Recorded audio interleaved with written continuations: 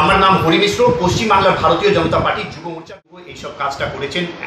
১,৫০০ রোহিঙ্গা আর বাংলাদেশি মুসলমানকে নিয়ে যে আক্রমণ চালানো হয়েছে, পরিষ্কার বুঝে গেছি যে মমতা বন্দ্যোপাধ্যায় সরকার ভারতীয় জনতা পার্টি থেকে ভয় পাচ্ছে। আর যেভাবে শুভেন্দু অধিকারী গোটা পশ্চিমবাংলার সনাতনী হিন্দুদের কাছে দাঁড়িয়ে আছেন, পাশে দাঁড়িয়ে আছেন আর প্রত্যেকটা ইস্যু তুলে ধরেছেন, পরিষ্কারভাবে আমরা বুঝে গেছি যে শুভেন্দু অধিকারী থেকে মমতা বন্দ্যোপাধ্যায় তৃণমূল কংগ্রেস ভয় পাচ্ছেন। তাই তাকে প্রাণহানি করার জন্য, তাকে প্রাণ থেকে মারার জন্য কালকে চেষ্টা চালানো হলো।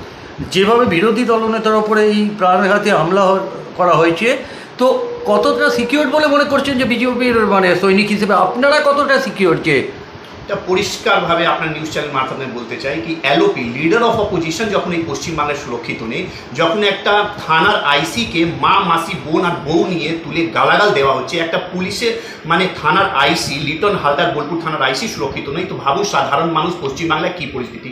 পশ্চিমবাংলার সরকার, এই তৃণমূল সরকার শুধু বাংলাদেশি মুসলমান আর রোহিঙ্গাকে বেস করে আজকে ক্ষমতায় আছে, না হলে অন্য কোনো সাপোর্ট তৃণমূল কংগ্রেসের কাছে নেই।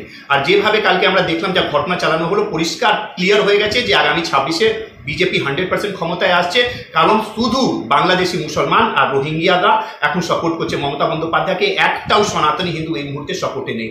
আর আগামী কিছু দিনে যত সনাতনী হিন্দুরা যে এখন মমতা বন্দ্যোপাধ্যায়ের আশপাশে আমরা দেখছি, ২-৩ মাসে তারাও সরে যাবে। আর ২০০-র ওপর সিট 2026-এ নরেন্দ্র ভাই দামোদর দাস মোদীর নেতৃত্বে ভারতীয় জনতা পার্টি নিশ্চয়ই নিয়ে আসছে। রোহিঙ্গা আপনারা বলছেন রোহিঙ্গারা কাঁটাতারের বেড়া দিয়ে আসছে, তাই সেখানে বর্ডার ফোর্স আপনাদের, সিকিউরিটি সিস্টেম আপনাদের হাতে, তাই ল্যাক অফ ঘাটতিটা কোথায়?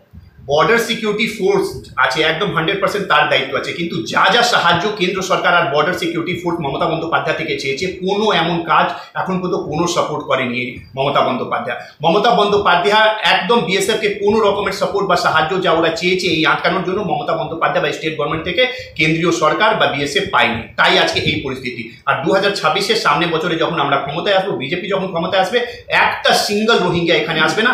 আর যেভাবে এসআইআর হয়েছে বিহারে 50 লক্ষ নাম বাতিল গেছে, ঠিক 1,25,00,000 আমাদের নরেন্দ্র মোদীর সৈনিক, আমাদের পশ্চিমবাংলার নয়নের মণি শুভেন্দু অধিকার পরিষ্কার বলেছে 1,25,00,000 নাম বাদ যাবে। আর নিশ্চয়ই বাদ যাবে। যা 2,98,00,000 যা ভোট পেয়েছিল 2021-এ, সেইটা কমে 2 কোটির নিচে চলে যাবে।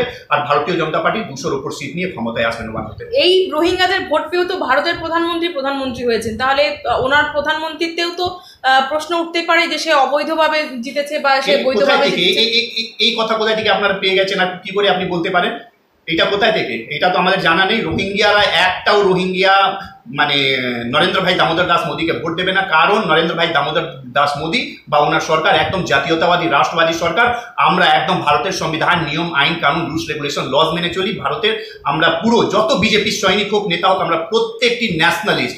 রোহিঙ্গিয়া আর বাংলাদেশি মুসলমান কোনোদিন ভোট দিইনি বিজেপিকে, আর আমরা কোনোদিন চাইবই না, কারণ মমতা বন্দ্যোপাধ্যায় টেকেন ফর গ্রান্টে নিয়ে নিয়েছে বাংলাদেশি মুসলমানকে আর রোহিঙ্গাদেরকে।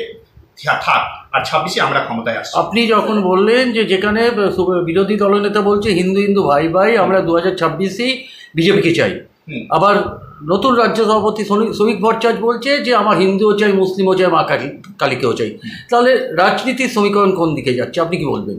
একদম আমাদের শুভেন্দু অধিকারী একদম পরিষ্কার করেছে হিন্দু হিন্দু ভাই ভাই খারাপ কোথায়। উনি এটা তো বলি না কি আমরা মুসলমানের বিরুদ্ধে আছি, একদম না। শুভেন্দু অধিকারী পরিষ্কার করেছে হিন্দু হিন্দু ভাই ভাই, ভারতবর্ষে যেখানে বা গোটা বিশ্বে যেখানে হিন্দু আছে সব হিন্দুরা ভাই, পরিষ্কারভাবে।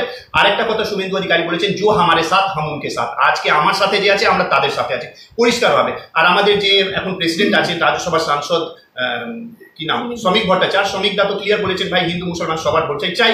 এটা গণতান্ত্রিক দেশ, এটা লোকতান্ত্রিক দেশ, আমরা নিশ্চয়ই সবার ভোট দিয়ে আমরা ক্ষমতায় আসবো। কিন্তু আমরা যে পশ্চিমবাংলা বা ভারতবর্ষের যে মুসলমান আছে তাদের সাথে ভারতীয় জনতা পার্টির প্রত্যেকটা নেতা কার্যকর্তা আছে, কিন্তু বাংলাদেশি আর রোহিঙ্গাদের ঘরে আমরা নেই। আমরা এখান থেকে বাংলাদেশি মুসলমান আর রোহিঙ্গাদেরকে এখান থেকে আমরা ঠিক ছুঁড়ে ফেলে দেবো, আর বাংলাদেশে বা যেখানে রোহিঙ্গা যেতে চাই যাবে, কিন্তু ভারতবর্ষে থাকবে না। তাহলে আপনাদের কথা অনুযায়ী 2026-এর ভোটের আগে সাম্প্রদায়িকতার দাঙ্গা তাহলে কি আবার পশ্চিমবাংলায় শুরু হতে চলেছে? কেন হবে? এমন কিছু হবে না। ভারতীয় জনতা পার্টি কোনোদিন দাঙ্গাকে সাপোর্ট করে না, আর আমরা কোনোদিন চাইবো না কোনো দাঙ্গা হোক। কিন্তু আমাদের একটাই কাজ, বাংলাদেশি মুসলমান রোহিঙ্গাদেরকে পশ্চিমবাংলার ভারতবর্ষ থেকে ছুড়ে ফেলে দেবো যেখানে যেতে চাই। যেটা সংসদে দাঁড়িয়ে অমিত শাহজি বলছেন যে পুশব্যাক না হয় গুলির নিধন নিচ্ছে, তাহলে কি বলবেন আজকে? দেখুন পরিষ্কার, বা সেইটা তো আমি যে অমিত শাহ বলেছেন সেই কমেন্টটা তো এখন পর্যন্ত আমার কানে আমি দেখিনি, হতে পারে উনি বলেছেন আমি দেখিনি, কিন্তু এইটা পরিষ্কারভাবে একটাও বাংলাদেশি মুসলমান বা একটাও রোহিঙ্গা পশ্চিমবাংলা বা ভারতবর্ষে আমরা থাকতে দেবো না, ক্ষমতায় আসা করে। এসআইআর কতটা প্রয়োজনীয় পশ্চিমবাংলার জন্য? পরিষ্কারভাবে 50 লক্ষ ভোট, এখানে লোক মারা গেছে তা সত্ত্বেও নাম আছে, দু জায়গায় একজনের নাম আছে, তো এসআইআর যদি না থাকে তো আবার সেই মানে সংবিধান বিরোধী এই টিএমসি যে সরকার আছে আবার তারা ক্ষমতায় এসে যাবে, কিন্তু 1,25,00,000 নাম যদি কেটে যায় তো তাদের অস্তিত্ব সে 50 থেকে কম সিট পাবে তৃণমূল। এসআইআর এর জন্য অনেক মানুষ সুইসাইড করছে, এইটা তো আমার কানে এখন পর্যন্ত আসেনি। তারাই করবে যার মানে পেটে লাথি পড়বে, যার মানে পরিবার, যার পুরো ভবিষ্যৎ পুরো রাজনীতির উপর ডিপেন্ড আছে, যারা নারদা সারদা ত্রিফলা সিন্ডিকেট, গরু চোর, কয়লা চোর, পাথর চোর, মাটি চোর, সাপ চোর, চাল চোর, ত্রিপল চোরে যে যুক্ত আছে, এই সব চোরের ভয় আছে, তারা সুসাইড করতে পারে। আর আমি খুশি হবো যদি 2-4টে চোর যদি সুসাইড করে নেয়, রেলের যদি কাটা পড়ে বা গঙ্গাতে ঝাঁপ পেরে দেয়, আমি একদম পরিষ্কারভাবে আপনার চ্যানেল মারফত বলছি আমি খুশি। যদি সেই সব গরু চোর, কয়লা চোর, পাথর চোর, সাপ চোর, চার চোররা যদি সুসাইড করে, একদম আমি ফুল সাপোর্ট করছি, আমি খুশি হব। ঘটে যাওয়া ঘটনা পেহেলগাঁও নিয়ে এখন প্রশ্ন উঠছে যে 4 জন জঙ্গি ওই নাশকতা হামলা চালিয়েছিল তারা এখন অবধি ধরা পড়েনি, কি বলবেন? দেখুন পেহেলগামে যা ঘটনা আমরা দেখলাম, পরিষ্কারভাবে ওখানে দেখলাম জঙ্গিরা, আতঙ্কবাদীরা মানে ধর্ম জিজ্ঞেস করে আমাদের মানে ভারতবর্ষের ছেলেদের পুরুষদেরকে হত্যা করেছে, আর পরিষ্কার বলেছে গিয়ে মোদিকে বলে দাও। ওরা যখন জিজ্ঞেস করলো কি তুমি কি ধর্ম, ওরা বলেছে হিন্দু, আর মেরে দিয়েছে। তারপরে আমাদের ভারতবর্ষ সরকার পাকিস্তানে ঢুকে যেভাবে স্ট্রাইক করেছে, আর যেভাবে মানে সিন্দুর অপারেশন চালিয়ে গোটা বিশ্ব ভারতবর্ষের কাছে নতমস্তক হয়েছে, এটা একটা গোটা বিশ্বের সামনে একটা এক্সাম্পল সেট করেছে নরেন্দ্র মোদী সরকার। আর তারপরে অভিষেক ব্যানার্জি কয়লা চোর, অভিষেক ব্যানার্জি গরু চোর, যে এখন বাঙালি অবাঙালি করছে, যে নিজের বউকে থাইল্যান্ডের বউকে নিয়ে বিয়ে করেছে, ও সেই প্রশ্ন তুলছে এখন আগে 4 জন মারা যায়নি, পাকিস্তানের ঘরের ভেতরে ঢুকে আমরা 9খানা ক্যাম্প শেষ করে দিয়েছি, মানে 4 জন পাইনি তার জন্য প্রশ্ন ছিল, নির্লজ্জ এই লোকটাকে একটু লজ্জা নেই, মানে আমরা 9খানা ঘাটিকে শেষ করে দিয়েছি, এক একজনকে খুঁজে এখন পর্যন্ত মারা হচ্ছে, আর উনি প্রশ্ন জিজ্ঞেস করছেন। আমরা জিজ্ঞেস করছি কি পশ্চিমবাংলাকে বমের ওপর বসিয়ে পশ্চিমবাংলার অস্তিত্বের উপর প্রশ্নচিহ্ন তুলে আজকে পশ্চিমবাংলাকে এমন জায়গায় নিয়ে চলে গেছো কি 10 কোটি পশ্চিমবাংলার মাটিতে জন্ম নিয়ে যারা নিজেকে বাঙালি ভেবে গর্ববোধ করে প্রত্যেক মানুষের মাথা নত করেছে এই অভিষেক বন্দ্যোপাধ্যায়, সব দিকে শিক্ষার ক্ষেত্র, কর্মসংস্থা হোক, সব কিছুতে পিছিয়ে দিয়েছে পশ্চিমবাংলাকে। এই মানুষের প্রশ্নের আমি উত্তর দিতে চাই না, কিন্তু একটা কথা বলবো, নরেন্দ্র ভাই দামোদর দাস মোদী একটা বাঘ, একটা সিংহ হৃদয়, যে ভারতবর্ষকে গোটা বিশ্বের সামনে সবচেয়ে শক্তিশালী রাষ্ট্র হিসেবে তুলে ধরেছে, আর অপারেশন সিন্দুরের কাছে গোটা বিশ্ব নত হয়েছে যে কিভাবে বদলা নিতে হয়, আমাদের বোন আমাদের মায়ের সিন্দুরের বদলা কিভাবে নিয়েছে, পুরো বিশ্ব ভারতবর্ষকে স্যালুট করছে, কুর্নিশ জানাচ্ছে। আর আমি একটা ভারতীয় জনতা পার্টির কার্যকর্তা হিসেবে আমি গর্ববোধ করি যে আমি ভারতীয় জনতা পার্টির কার্যকর্তা, আর আমাদের নেতা বাঘের বাচ্চা নরেন্দ্র ভাই দামোদর দাস মোদী। তাহলে লড়াইটা থেমে গেল কেন, যুদ্ধ থেমে গেল কেন?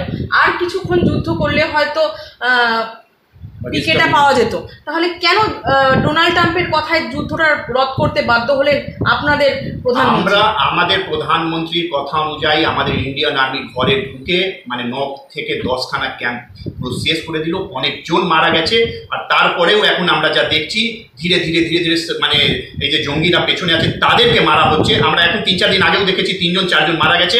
আমাদের ইন্ডিয়ান আর্মি একদম এখনো পুরো চেষ্টা চালাচ্ছে, আর যতজনের পেছনে আছে একটাও জঙ্গি বাঁচবে না, কারণ দিল্লিতে একটা বাঘ, একটা সিংহ হৃদয় বসে আছে, সে কোনোদিন ছেড়ে কথা বলবে না। তাই যে মানে 9 থেকে 10খানা ক্যাম্প যখন বরবাদ করে দেওয়া হয়েছে, তারপরে মানে নরেন্দ্র ভাই দামোদর দাস মোদী বলেছে কি আশপাশে মানে আমাদের বর্ডারের কাছে যত আতঙ্কবাদী জঙ্গি ক্যাম্প ছিল সেটা শেষ হয়ে গেছে, এরপর থেকে ধীরে ধীরে ইন্ডিয়ান আর্মি খুঁজে এক একজনকে জঙ্গিদেরকে শেষ করছে।